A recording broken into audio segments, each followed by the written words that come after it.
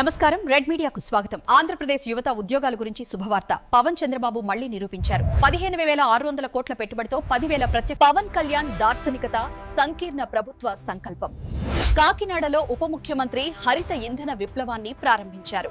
ఈ సందర్భంగా పవన్ కళ్యాణ్ గారు చేసిన ప్రసంగం పెట్టుబడిదారుల్లో కొండంత ధైర్యాన్ని నింపింది. ప్రభుత్వాలు మారొచ్చు, కాని పాలసీలు మారకూడదు. పారిశ్రామికవేత్తలను భయపెట్టే రోజులు పోయాయి. వారికి అండగా నిలబడే ప్రభుత్వమిది అని ఆయన స్పష్టం చేశారు. కేవలం అభివృద్ధి మాత్రమే కాదు, పర్యావరణ పరిరక్షణను కూడా దృష్టిలో ఉంచుకుని పవన్ కళ్యాణ్ గారు అడుగులు వేస్తున్న తీరు సర్వత్రా ప్రశంసలు అందుకుంటోంది. ప్రధాని మోదీగారి సహకారంతో సీఎం చంద్రబాబుగారి నాయకత్వంలో కూటమి ప్రభుత్వం తెచ్చిన AP integrated clean energy policy 2024 అద్భుత ఫలితాలను ఇస్తోందని పవన్ కళ్యాణ్ పేర్కొన్నారు. పునరుత్పాదక ఇంధన రంగంలో రాష్ట్రాన్ని దేశంలోనే అగ్రగామిగా నిలపాలన్న కూటమి ప్రభుత్వ పట్టుదలను ఈ ప్రాజెక్టు చాటి చెబుతోంది.